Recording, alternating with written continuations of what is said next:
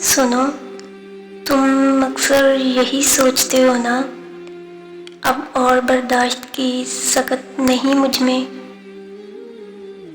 صبر کرتے کرتے تھک چکے ہو۔ پتہ ہے صبر اور برداشت میں کیا فرق ہے؟ آپ کے اوپر حالات تنگ ہو گئے، کوئی ظلم ہوا ہو، کوئی راستہ نظر نہ آئے، اور آپ نے خاموش ہو کر اللہ سے رجوع کیا، انتظار کیا اللہ کے جواب کا۔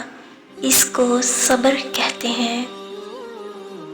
اور جس صبر میں گلہ شامل ہو جائے، شکوے شامل ہو جائیں، وہ پھر صبر نہیں ہوتا، وہ برداشت بن جاتا ہے۔ ہم اکثر کہتے ہیں، کیا صبر میں رو نہیں سکتے؟ یہ بھی شکوے میں آتا ہے، تو بالکل ایسا نہیں ہے۔ آپ روئیں، آپ کو کس نے منع کیا؟ آپ کو کوئی بات تنگ کرے، آپ آنسو بہائیں، اللہ کو بتائیں، لوگوں کو نہیں۔ جس شخص نے حالات کی قید میں پھنس کر اللہ کو پکارا، یا اللہ میں سب تجھ پر چھوڑتی ہوں، تجھ پر بھروسہ کرتی ہوں، اچھا وقت آ جائے گا، یا میں ان حالات کے ساتھ جینا سیکھ لوں گی، تو اس کو کہتے ہیں صبر۔ مصلحت تب تک سمجھ نہیں آتی جب تک تم اس پر صبر نہیں کر لیتے۔ اور صبر یہ نہیں کہ مانگنا چھوڑ دیا، صبر یہ ہے کہ جو ہو رہا ہے اس پر شکر ادا کیا جائے، اور جو ہوگا اس کے لیے دعا کی جائے۔ دینا نہ دینا تو اس کی مرضی ہے، تمہارا کام اس سے مانگنا ہے، اس کے کن پر یقین رکھنا ہے۔ دل راضی نہ ہو تب بھی دعا کے لیے ہاتھ اٹھاؤ، کوئی امید باقی نہ رہے تب بھی اس سے مانگو۔ وہ جو رات سے دن نکال سکتا ہے، وہ نا امیدی سے یوں امید نکالے گا کہ تم حیران رہ جاؤ گے،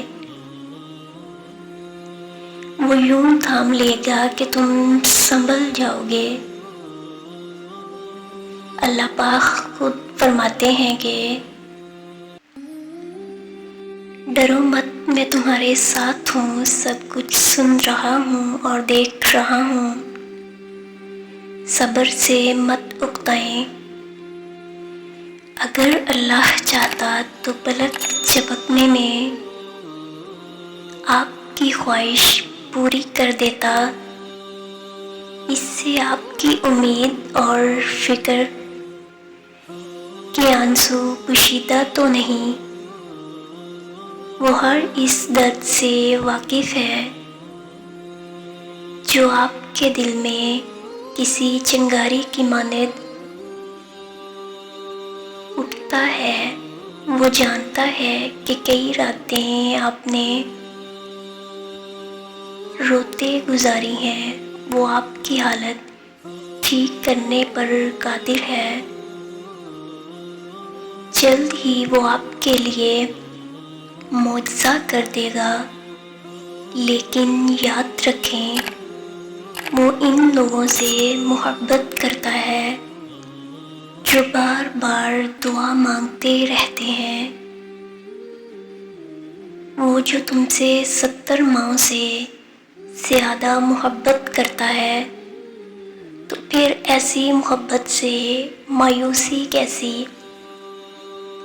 تو پھر بھاگنا چھوڑ دو، دعا کرو اور انتظار کرو، بند دروازوں پر غم نہ کرو، بلکہ کھلے دروازوں پر خوش ہو جاؤ۔ جو تمہیں چھوڑ گئے ان کو مت ڈھونڈو، جو تمہارے ساتھ رہا اس کو تلاش کرو۔ بے شک جو اللہ رب العزت کو پا لیتے ہیں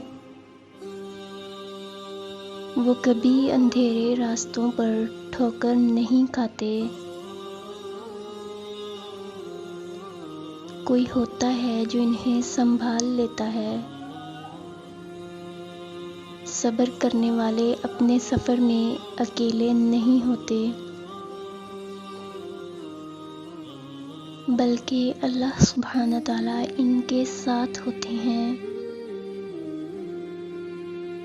اور اللہ کا ساتھ ہر ساتھ سے افضل ہے۔